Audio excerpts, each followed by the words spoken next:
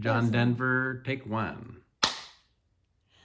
One of the funnest things I did when I was in Aspen was to become friends with John Denver.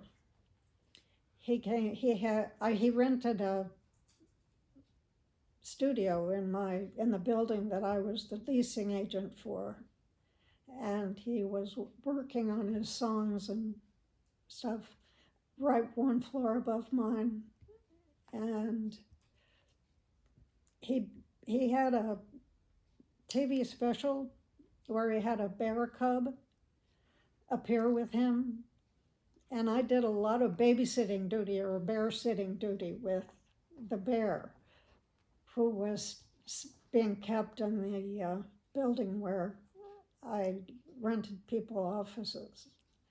And I have a purse that Sarah Barra chewed on, and that little furry bear also chewed on, which I will never give up. It has those special teeth marks. Apparently the bear grew up and had to go to a place where he could be grizzly, and so we didn't keep him forever, but it was really fun to have the baby grizzly bear visit my office and play with Sarah and David. The Stofers were the people that were taking care of him, and they did videos and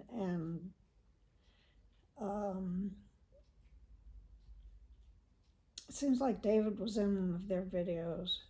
It was a really fun time. The town was easy to live in.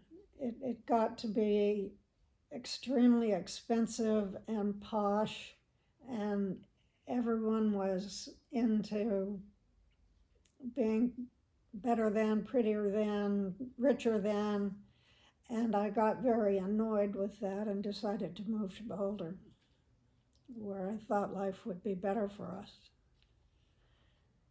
And I think in many ways it was. We moved into an apartment, and the kids went to the Boulder schools, which were excellent. And what did I do in Boulder? I must have worked. Not remembering what I did in Boulder. It was always secretarial.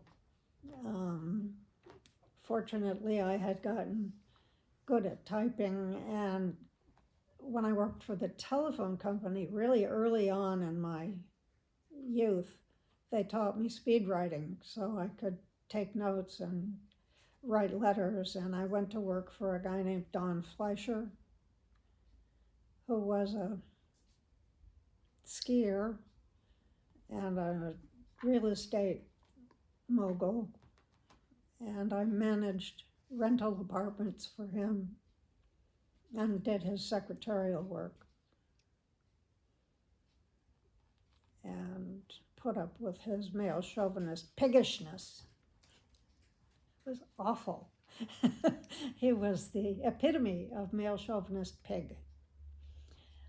But it was okay. They had just coined that word that year, and I went, oh, I know what that means. I can give you the prototype.